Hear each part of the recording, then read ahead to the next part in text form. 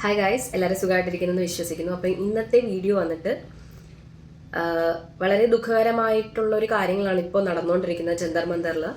അപ്പം നിങ്ങളെല്ലാവരും അതിനെക്കുറിച്ച് അറിഞ്ഞിട്ടുണ്ടാവും. പേഴ്സണലി ഈ വിഷയത്തെക്കുറിച്ച് സംസാരിക്കുമ്പം ഞാൻ ആദ്യം തന്നെ ഒരു നോട്ട് എന്ന രീതിയിൽ പറഞ്ഞോട്ടെ. ഞാൻ ഒരു പാർട്ടീനെയും റെപ്രസെൻറ്റ് ചെയ്യുന്ന ഒരു വ്യക്തിയല്ല. ഒരു പാർട്ടിയോ ഒരു കാര്യങ്ങളോ എനിക്ക് പേഴ്സണലി ഞാൻ സപ്പോർട്ട് ചെയ്യുന്നുമില്ല.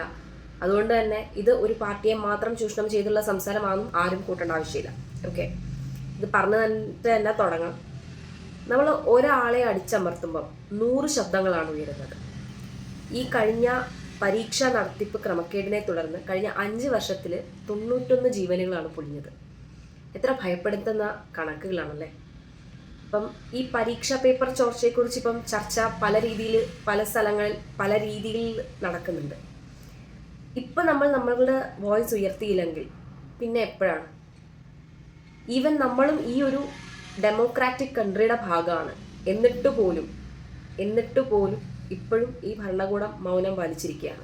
അടുത്തത് ആരാണ് സോനം വാങ്ചുക്? അദ്ദേഹം ഒരു ഇന്ത്യൻ എഞ്ചിനീയറും അതേപോലെ എഡ്യൂക്കേഷൻ റീഫോമറുമാണ്. എന്താണ് അദ്ദേഹം ചെയ്തത്? സ്വയം തോൽക്കാതെ, ഒരു സമൂഹത്തെ തോൽപ്പിക്കാതെ ഒരു നല്ല സിസ്റ്റം ഉണ്ടാക്കിയെടുത്തതാണോ?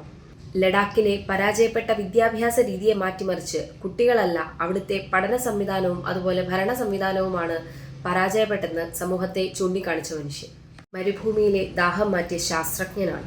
ആഗോളതാപനം മൂലം മഞ്ഞുമലകൾ അപ്രതീക്ഷിതമായപ്പോൾ ഐസ്തൂബ എന്ന കൃത്രിമ ഗ്ലേസിയർ സങ്കേതം സ്വന്തം കൈയാൽ വികസിപ്പിച്ചെടുത്ത് അവിടുത്തെ ദാഹജലം എത്തിച്ചു കൊടുത്ത പ്രതിഭയാണ് അദ്ദേഹം.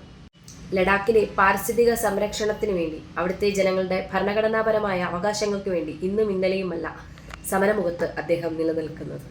അതിൻ്റെ പേരിൽ ദേശവിരോധി എന്ന് പറഞ്ഞ് ജയിലഴിക്കുള്ളിലിട്ടു.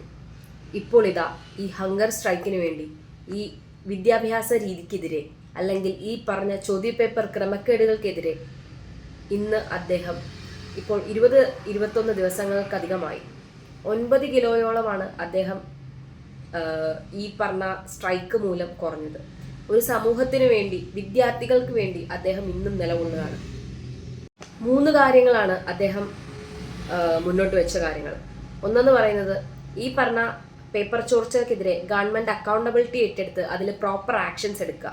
അതേപോലെ ഈ നീറ്റ് പ്രിപ്പയർ ചെയ്യുന്ന 21 കുട്ടികളാണ് സൂയിസൈഡ് ചെയ്തത്. അവരുടെ കുടുംബങ്ങൾക്ക് 1 കോടി രൂപ കോമ്പൻസേഷൻ നൽകുക. അതേപോലെ യൂണിയൻ മിനിസ്റ്ററായ ധർമ്മേന്ദ്ര പ്രധാൻ രാജിവെക്കുക. ഈ 3 കാര്യങ്ങളാണ് അദ്ദേഹം മുന്നോട്ട് വയ്ക്കുന്നത്.